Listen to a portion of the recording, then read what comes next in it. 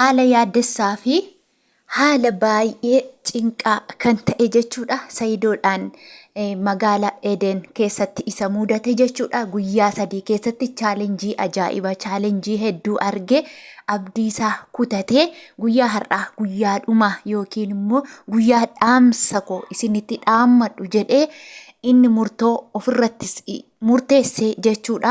Baay'ee tokko garaa nama nyaata jechuudha.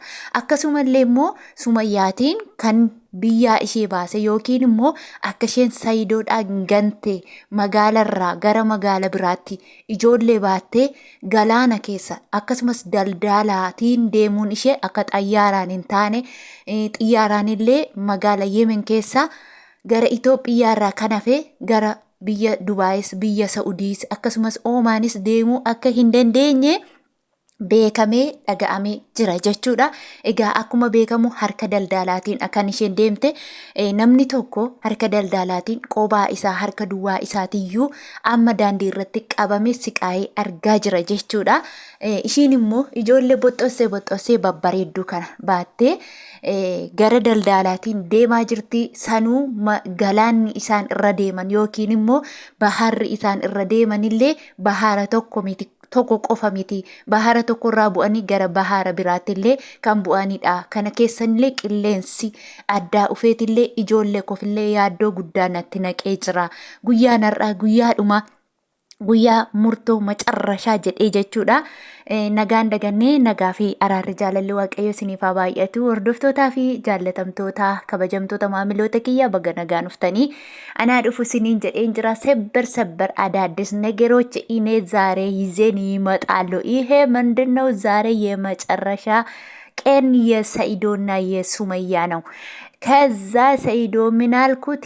እኔ አሁን ሱመያ አልመጣም፣ ልጆች አላየሁም፣ እኔ ወደ ኢትዮጵያ ወደ አዩ ይመለሳል አልኩት። በቃ እኔ አማርኛ ይተማራሉ ሲምበርሲስ አማርኛ አሱማኒልlee jechuudha.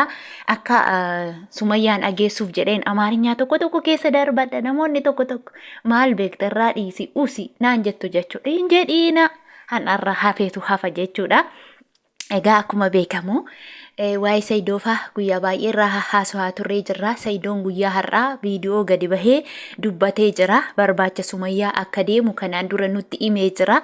Kanan booda har'aan booda gara magaalaa Adenitti imaleetaniin Sumaayyaa barbaade garaa kiyya kutadha jechaa jira. Sumaayyaan viidiyoo tokko waraabdee jirti jechuudha. Garuu isheen magaala tokko keessa teesse viidiyoo tokko waraabdee gallakkiftee bakka jirtu sanammoo iddoo sanarraati immoo kaatee gara bakka biraa deemti jechuudha. Egaa akkuma beekamu Yemen keessatti iqaamaa ijoollee koofillee isheefillee paaspoortii iqaamaa jireenya biyya sanaa hojjechiiseetiin jira.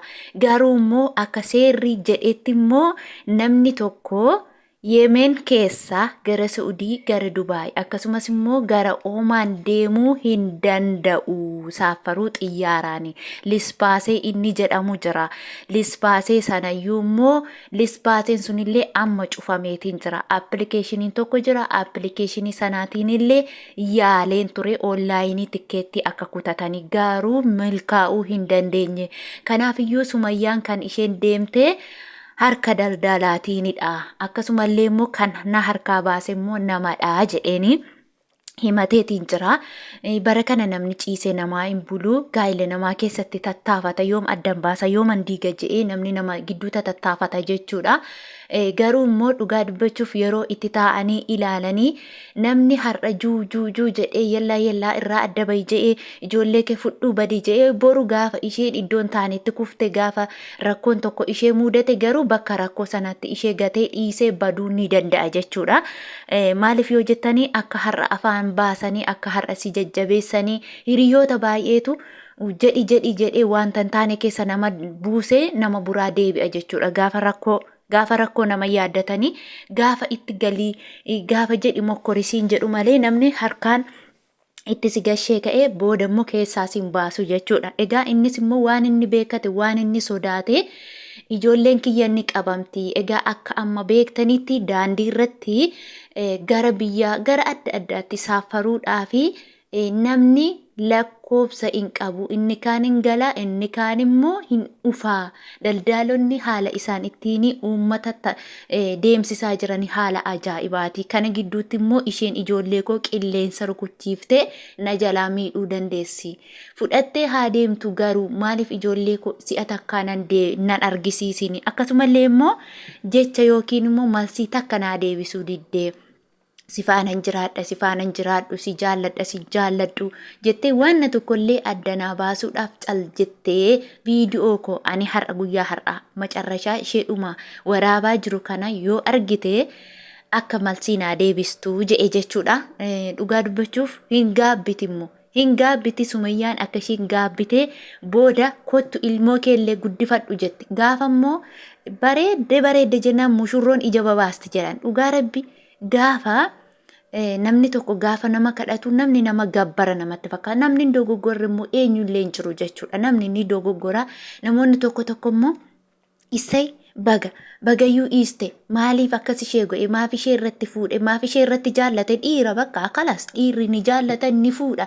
Bulchuu dandeenyaan bulchachuu ijoollee isaa bulchachuu haadha manaa isaa bulchachuu mana isaa jiraachifachuu yoo danda'e 10 waa fuudhu 40 maaf fuudheen bulchiin 40 fuudhee bulchinaan inni bulchachuu yoo danda'e maal nama galcheme waan nama gashu tokko hin jiru. Namni tokko cubbuu kana godha. Inni gara ayyuu cubbuu ayyuu kana godhee jira.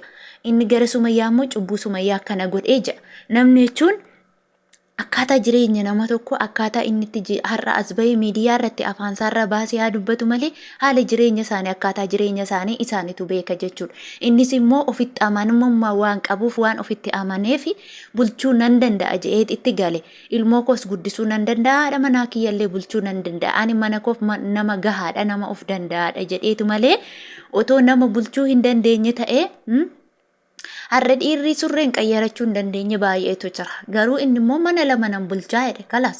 Namoota baay'ee ilaala jaarsolii gurguddoo liinuu as deebi'anii mana lama mana sadii bulchaa jiru jechuudha. Kun immoo nama dargaggeessa nama deemee nama dubbatee hojjetee quufuu hin dandeenye jechuudha. Ganaa hojjeta ganaa waa hedduu arga jechuudha. Ganaa fuusisa ganaa heerumsiisa ganaa alamiisa baay'ee arga jechuudha. Kanaafiyyuu nama daangessu yoo jaallate daangaan qabu.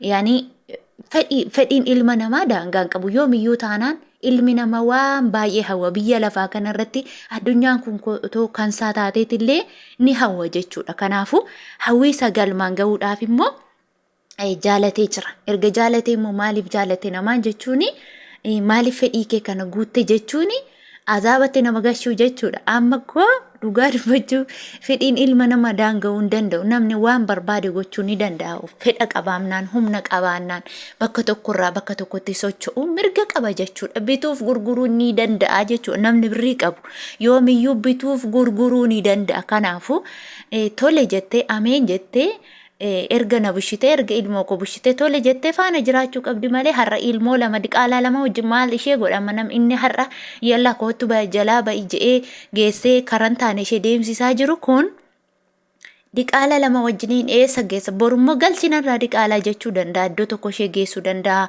Kana gidduutti immoo eenyutu miidhama Saidoon immoo macarrashaa ishee je har'a kunoo guyyaa 3 magaala Aden keessa barbaade bahaararra deemee namni qilleensa fudhata. Yeroo namni qilleensa fudhatu kana ishiinillee tarii baatee ijoollee koo qilleensa fudhachiisti. Akkasumallee hadiqaa adda addaatu jira. Hadiqaa sana keessallee deemee tanin barbaade takka arguu hin dandeenye magaaluma sana keessa hoteela qabadhee taa'aan jira jedhe. Irri gaafa garaa kutate immoo gaafa aare immoo keessan deebi'u jechuudha. Gaafa murtoo isheedhuma deebi'e immoo ayyuutan deebi'a jedhe amma kaa gara Itoophiyaan saafare jedhe dhugaa siniin je afaan isaarraa dhaga'ee rabbi an waan amma dubbachaa jiru kana afaan isaarraa dhaga'een dubbachaa jira jechuudha. Innaa gara ayyuutan deebi'a yookiin immoo gara biyyaan saafara yoon abee jedhe. Dhabe jennaan magaala Eden keessa barbaadee dhabinatti mul'achuudha yoo baatte kana booda kalaas an Itoophiyaatti deebi'aa je. Gaafa Itoophiyaatti deebi'e immoo Sumaayyaa lammata as deebite imimmaan ishee buuftee jechuudha. As deebi'ii jettiin. As deebi'i kootti ijoollee kenna harkaa fuudhi.